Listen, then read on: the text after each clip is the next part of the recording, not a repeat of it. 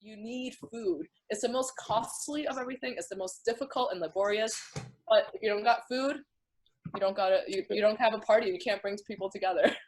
Good food. That's important. Oh yeah. No, but even bad food brings people together. Do you know what I mean? Like, you can There's even have something bad to complain food, about. people will be there. Keep your eyes on. I want to know. I wish I knew how to. I wish I knew how to. I want to know. Wonder.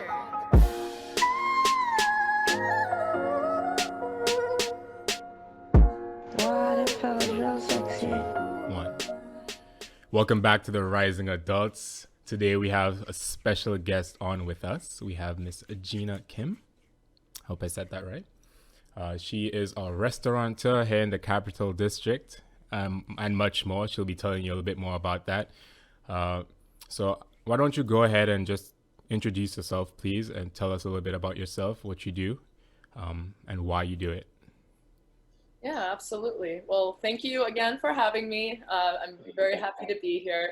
So my name is Jinah Kim, and I am the owner and founder of Sunhees Farm and Kitchen, which is a small Korean restaurant in downtown Troy, historic town in upstate New York.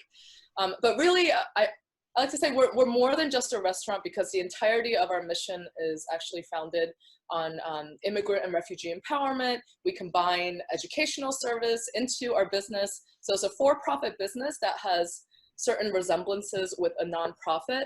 And because of that, we hire people who are newer Americans here in the region. We also offer English classes, right in-house. And even our staff, they function as more than just your typical server or dishwasher, line cook.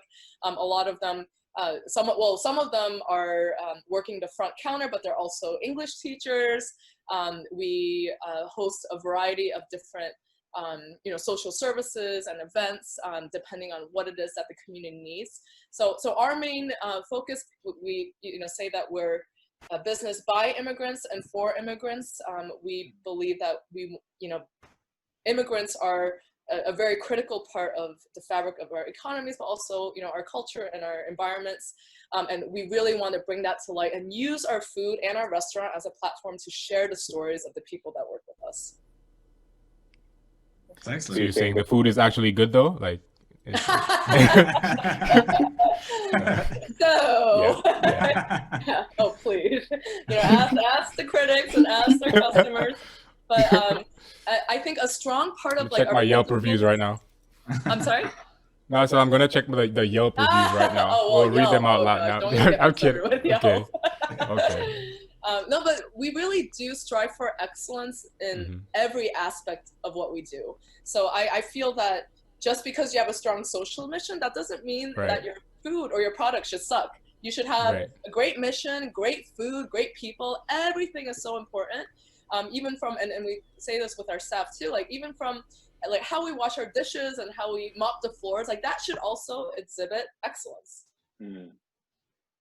That's awesome. Mm-hmm. And then, so you started roughly in your mid 20s. You started the 26. business. 26. What was your reason for starting, and was your reason initially tied to you just want to help out your community, or was it I want to start a business, and then the idea and the motivation for where you are now kind of came from there? Sure. So initially, upon graduating from college, so I had studied international relations, and many people know that a field like that, you can do anything really. Like there's no really one set path. You can go into business or nonprofit work, or but anyway, I chose to go into the field of refugee resettlement. So for a few years, even before starting the business, I worked directly in social services, providing educational services, resume help, case management to people who came to the United States, fresh as refugees or asylees. And so I built up a few years of experience working in New York City, but also in downtown Albany. And many people don't realize the fact that there are communities of, we call them resettlement communities. So when you have new refugees, they'll actually the government will send people to places like downtown Albany or Utica, places that have a fair living costs and the ability to find jobs. And so my background is really, and my heart comes from that experience. And I've always known, I felt so strongly about my own immigrant American history and past and the ties with my family. And so really it was a lot of little pieces that came together. Many business owners will say that, you really have to get timing right, timing and location, right? And so for me at that time, my parents had already been living on a farm. So we were learning about food sustainability and security. I had my own experiences working in education, adult education and social services. And then finally, we found a great location in Troy. I was living here. I thought it was going to be a long-term plan, but all the pieces came together so perfectly that we just decided to go for it. That's amazing. Wait, so with a lot of people, I mean, when I talk to entrepreneurs, especially young ones, one of the things they harp on is that, your first business, basically the conventional wisdoms is like your first business is going to fail, but start somewhere. Yep. Is this your first venture, or have you started something before? Is this new to you? Are you just figuring it out as you go along? How has this process evolved for you? Sure. This was my first venture, and even going back to your last question, the mission came first. So I didn't start the business and be like, oh, okay, well, let's have a social right. But we started the business because of what we believed in, and the strong ties that we had to food. But I think a lot of people told me that even the location that we have in Troy, it was kind of on the fringes of downtown, not a lot of foot traffic. It's a darker kind of street. So people were like, ooh, Jinah, I don't know if this is a good idea. Even the space that we're leasing and had gone into, it was vacant for the past 2 years. And every bar, restaurant that was in that space for the past 5 years, they didn't last past 6 months. So there was a lot of skepticism.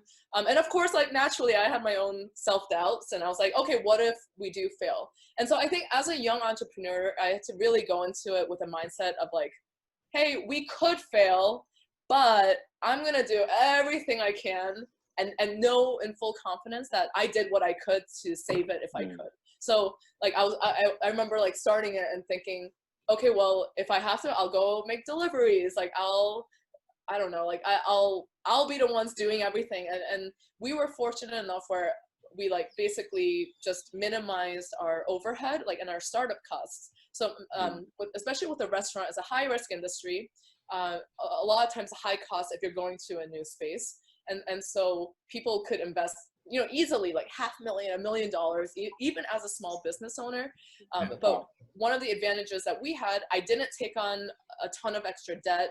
We actually started the entire restaurant with $30,000, which is really, really low. Decoration, furniture, everything, we did it with 30 grand.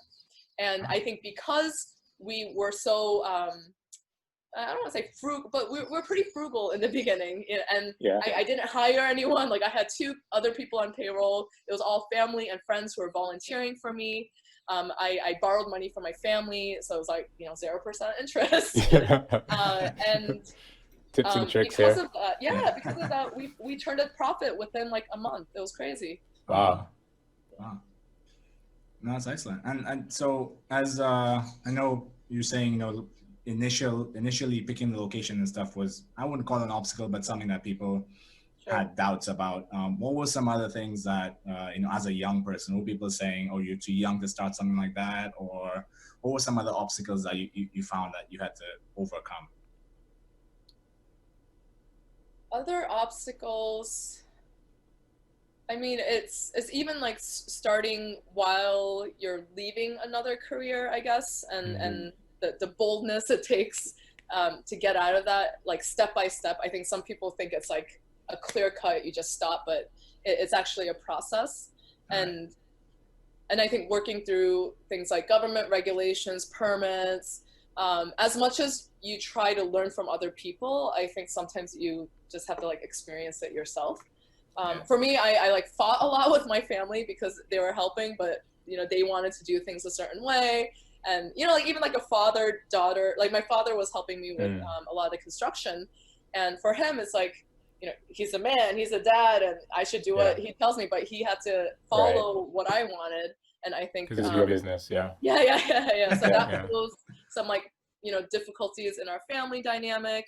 Also, even just like personally having to sacrifice, you know, time that you could spend as a young person, you know, with your friends and not worrying about things. And that definitely created stress and, you know, like even burdens on friendships and different kinds of relationships. So I think you have to be ready to, you know, go through that and maybe give up on a few things. Did you have anyone advising you, or were you just kind of doing all the research on your own for, you know, the steps you needed to go through? Or I mean, I definitely consulted with like my friends and even other, you know, business owners. But it's tough when, especially as an immigrant American, like first generation, like the whole point we go into business is to do it a little bit differently. And so, and not only that, sometimes you feel like you're bothering other business owners if you ask them for too much help. And so I think I'm definitely more of the independent type. So I did a lot of the research on my own, but specific questions that I had, I would present it to people I thought could be experts in.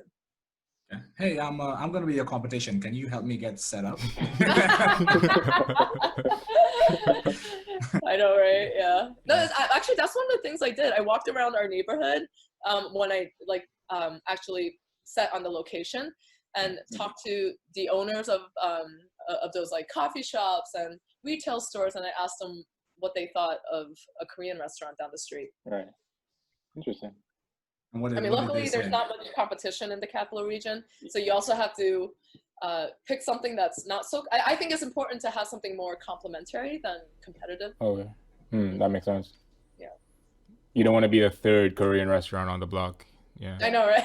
Yeah, that makes sense. There's actually 3 Korean restaurants in like the entirety of the capital region, so. Wow. Yeah. So you find something that's like a niche, but not too. So it's broad enough that you can operate, but not so broad that everyone else is a crowded space. Yeah, absolutely. Okay. And how did you get it? Why did you choose? Okay, so I'm getting to understand that the mission for you came first.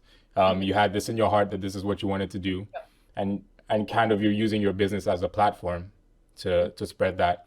Why did you choose a restaurant? I know you said the pieces came together, but was it something that you've been cooking? Was it just your passion that you decided to turn into a business, or how did it go from, okay, I want to help as many people as I can, especially the immigrant community, to I want to be doing that with a restaurant?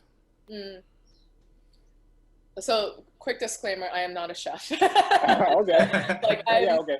I can do like I call it assemblage. Like I'm really good at making charcuterie boards, but when it comes to actually cooking and doing stuff, that's where my mom is the expert. And so I think the reason why we chose a restaurant and why I feel so confident even now that we made the right choice. I mean, there's a couple things. The first one is really about the association of culture and identity.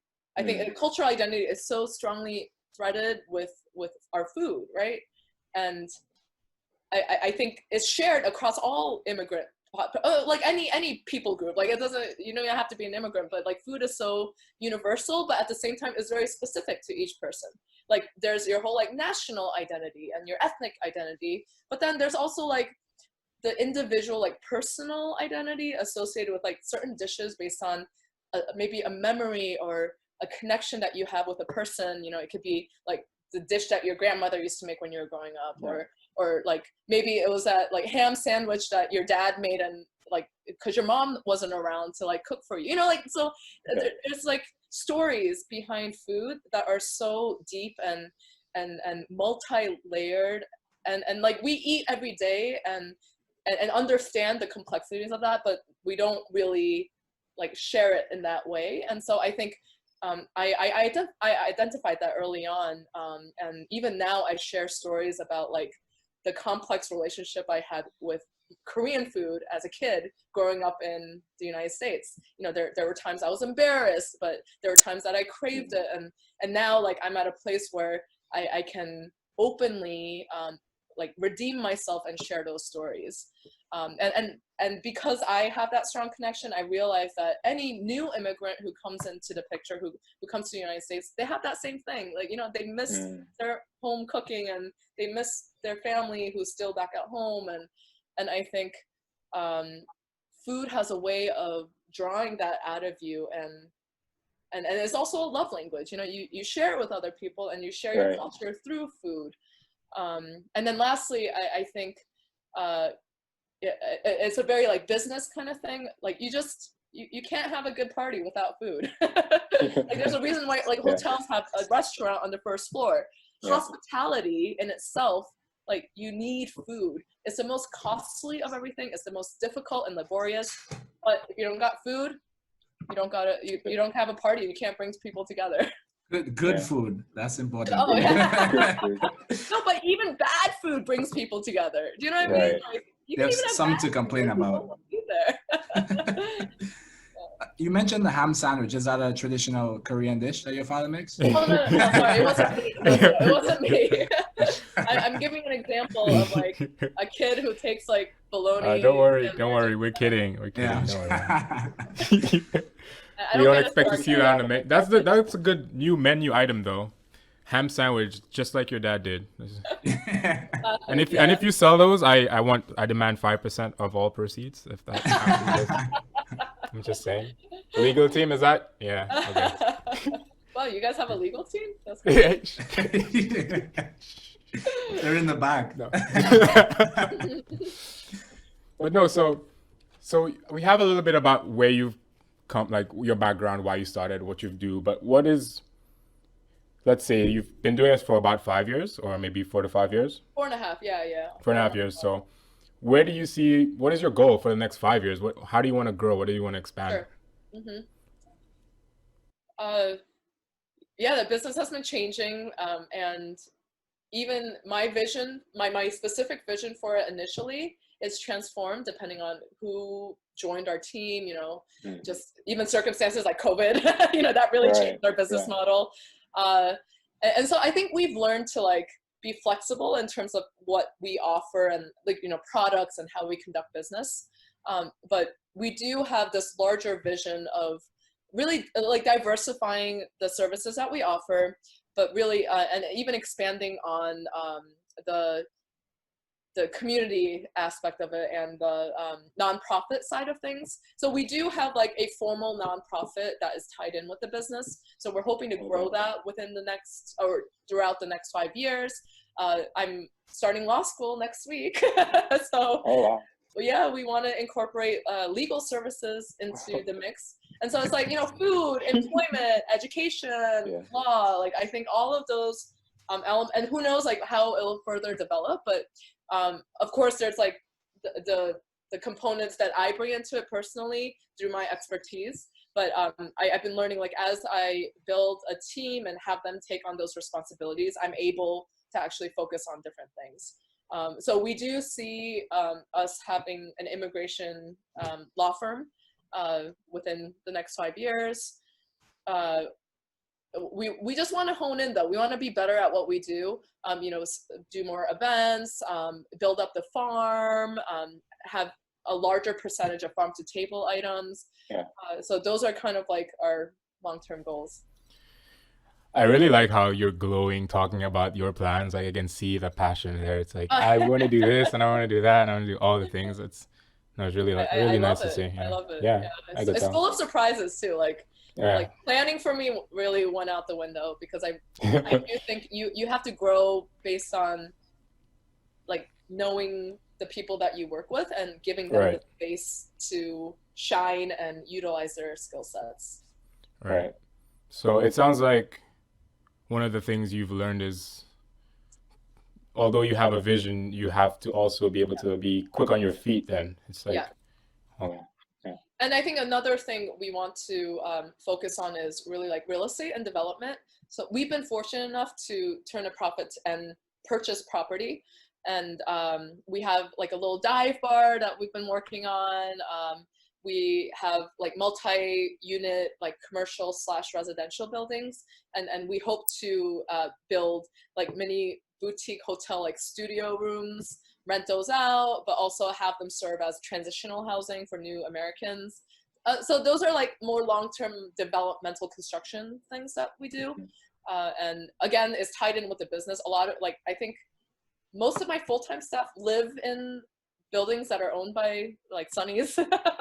Oh, that's cool. So it's nice that we can offer competitive, benefit packages by having like housing included. Make sure they're on time for work that way too. Oh, they are, yeah. No, that's excellent. And I mean, at any point in time, I know you said you had a vision and you had to like bounce back and forth, based on whatever the times were. Did you at any point have to change your vision, or was it just kind of like you had the broader picture and you just kind of fit in everything in between? Or did you find that there was a point where you said, you know what, we really can't go in that direction, we have to switch? Sure. I mean, to be honest, in the beginning that happened a lot. I thought we were going to do things even like coffee and desserts, and that all went out the window.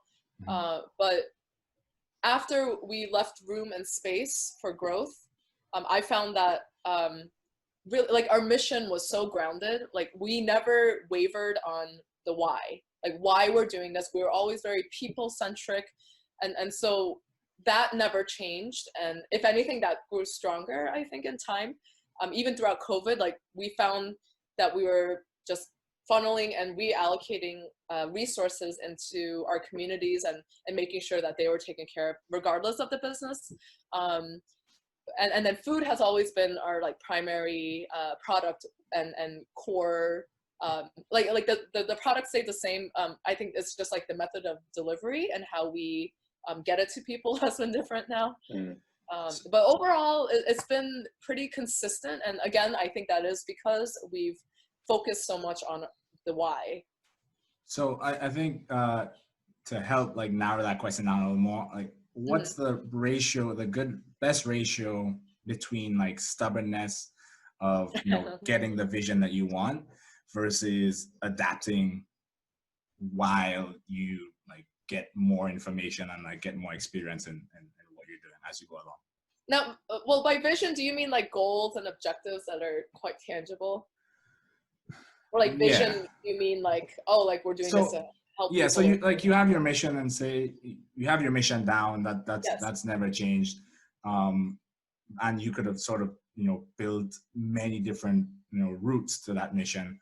But what are some tangible things that you kind of had to, Sure. One, be stubborn on, or two, kind of like, what's the ratio between like, I need to push past this stuff, or it's not going to be worth it. Like, let's try to regroup. Yeah, I think if I had to give a ratio, it'd be like 25 to 75, like 25 stubbornness, 75% flexibility. And this is considering that your values don't change. Like your mission and your values should be 100%. You should be stubborn on that no matter what. But I think when it comes, like for us, like, for example, in the beginning, I wanted to like have this really big like retail marketplace, and we found that we were losing money by having too many products. So we gave that in. Oh, and then we even started like a separate convenience store to complement the business. We shut that down within 6 months because it wasn't worth it. And quite honestly, I just didn't enjoy it as much. Right. Like it wasn't like you don't, hospitality and retail are very different. And I think it's important to be stubborn in the sense that you do your best and you try to execute things as best as possible. Like you can't just do things half-hearted and be like, okay, like, well, I tried, let's give up now. Yeah, it didn't work, sorry. Yeah. And even things like, let's say like store hours, and you have to build up credibility. You have to build up an audience, and you can't be so quick to give up. Otherwise you don't even give it a chance. Yeah. Taking notes. No, that's good because All I right. think I think a lot of people find it hard to balance that. Yeah, I need to keep pushing for this versus I'm seeing this information before me and it's clearly not yeah, working. So yeah. I mean, that's the thing. A lot of people, they just even like refuse to look at the numbers. Like they refuse to acknowledge that it's not working, and they live in this cloud and get to a point where they exhaust all their resources. Mm. And I don't think that's good either. Yeah. So that's the secret sauce. That's the secret sauce to your business is adaptability. Sorry, say that again. I was saying that sounds like the secret sauce to your business is adaptability. Yeah, yeah. I mean, hey, COVID, man, COVID. Yeah. COVID really tested that. The ones Yeah. who couldn't adapt and were stubborn, they're out of business now. Like, I'm sorry, that's just how it is. And they're the ones complaining and, asking for more money and going further into debt. It's because they're Right. refusing to acknowledge To that change. this is gonna be for a while. Okay.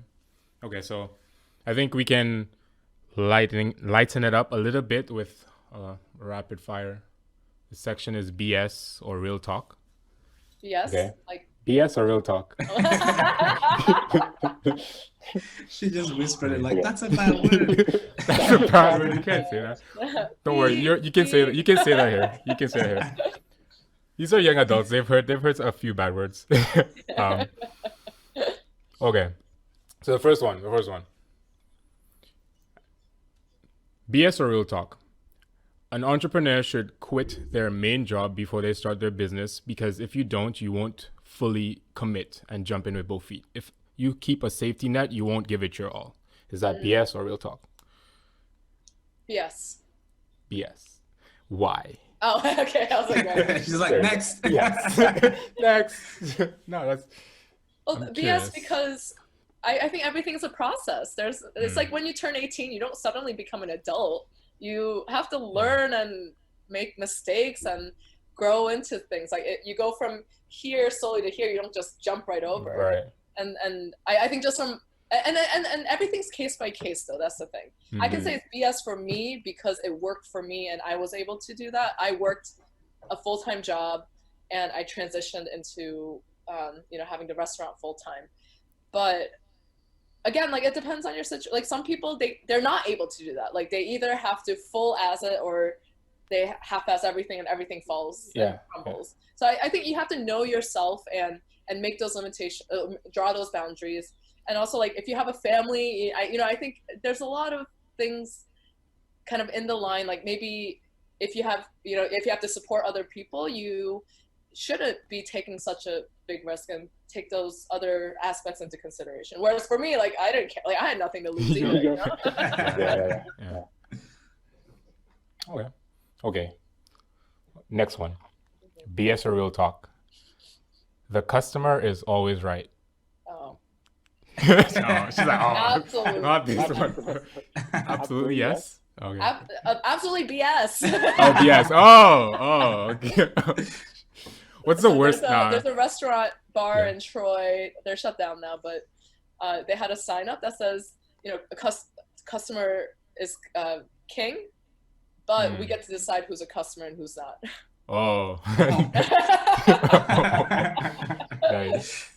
Nice. And the reason why I say BS is because I think they're not right, but you can make them feel like they're right, and that doesn't, just because they're wrong doesn't mean you treat them disrespectfully, right? Okay. Like I think even if they're terrible and wrong, like the principles and values at Sunhees, we believe that we need to do us and we need to treat everyone the same regardless of how they treat us, and we always want to treat them with the utmost respect. Of course, I think there are certain places where you're like, okay, well, you got to get out of here. Like if they're harassing my staff or Right. Exhibiting violence, like those are things that are not tolerable at all. And also I realized with staff, if you take on that whole the customer's always right, like staff get burnt out and they get very upset at you. Like if the manager always takes the side of the customer and doesn't, stand up and understand the staff, like it's hard for your employees. And I want them to know that, if anything, like they're the ones who are going to be around for longer, so I want to treat them right. Okay, I like that. Like, that's fair. So you hear that? Don't. Okay. Last one. The fundamental reason for business is profit, and everything else should be secondary. BS or real talk? Oh gosh. I have no idea how you're gonna answer this one. I have no idea. This is a You don't toss even have up. to finish. Like, please. Did you not listen to her mission, John L? I really listen. These were pre-prepared questions. Yeah. No, profit is very important. I'm not saying like you shouldn't be profitable. You have to be profitable. That's like just a basic thing. The same way, we have to eat. But you can eat Snickers every day, or you could have like a hearty, good meal, you know? So I think it's not about what's permissible. It's really about what's good and beneficial. And I think if you focus too much on profit, I think you actually end up losing on profit. And profit is measured by not just, finances. It's there's something called human capital, right? There's also what you're doing for your community. Like you could, and like we see this like real time, even in numbers in business. Like if someone comes in and into your restaurant and they argue that they order something but they actually didn't, you could give it to them on the house and you lose whatever money to make that extra dish. But what happens? You end up making them happy. They come back and end up spending more money with you. So I think it's really about like, are you in it for the short term or the long term? And how do you view profit? And for us, we see profit as the return that we get from our staff and in their professional development in our communities. And I think COVID really brought light to that, actually. The things that we've invested in the past 4 years, in our time of need, we had people coming to us and wanting to help us, and that shows for it. And I think it's because we don't focus so much on the numbers, but now we're learning, even with our staff, that numbers are still important, right? Like we don't want to be wasteful, but in order to be people-centric, we also have to be profit-driven. Okay. So you would say yes, but only if you're incorporating all aspects of what it means to be profitable, not just profitable in terms of the bottom line of red or black on the account balance. Yeah, it's more of a wholesome whole community thing. Okay. Yeah, I guess you could also argue that the profit helps you like achieve more of your mission and your goals too, because like she's expanding with that money that's coming in too. Yeah, no, it's because of the restaurant. We can have English classes and pay people to teach, and we don't depend on grant money and outside like, donors and funders that most nonprofits struggle to, fill their books with.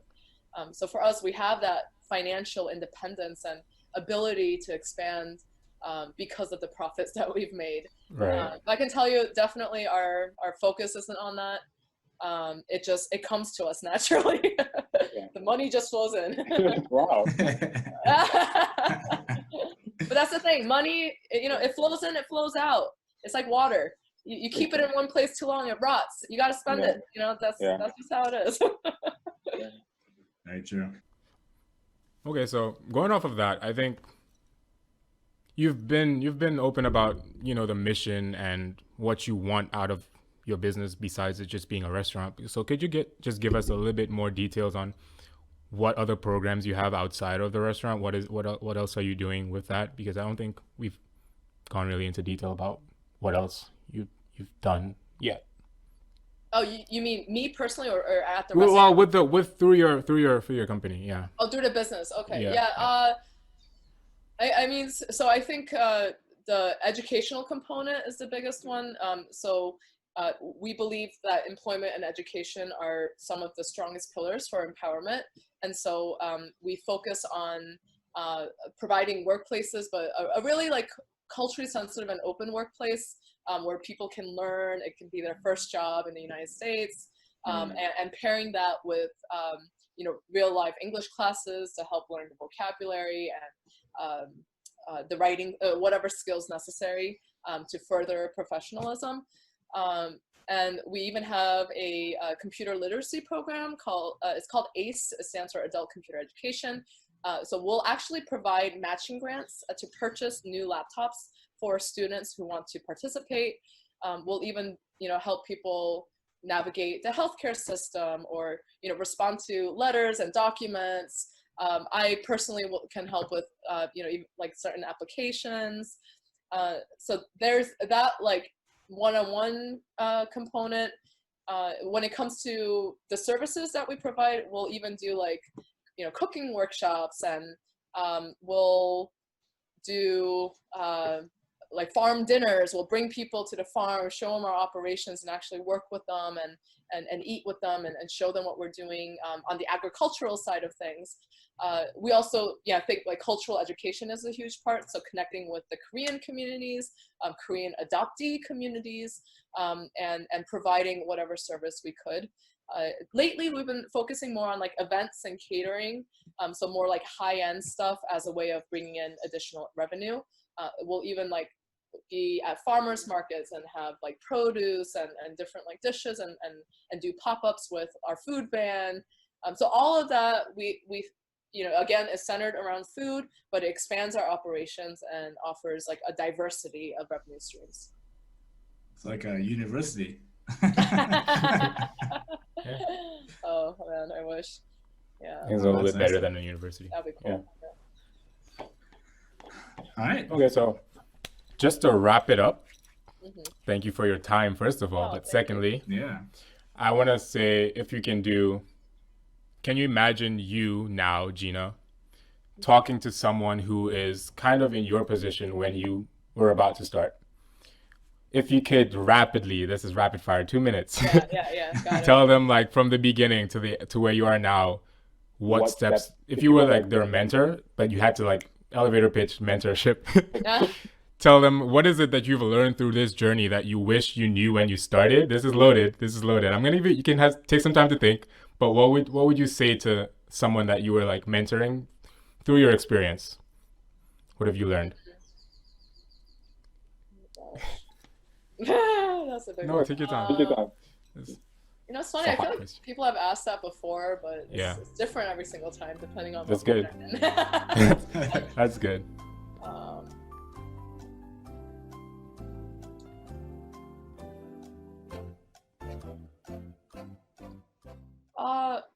I mean, first I would say go deep. Don't go too wide.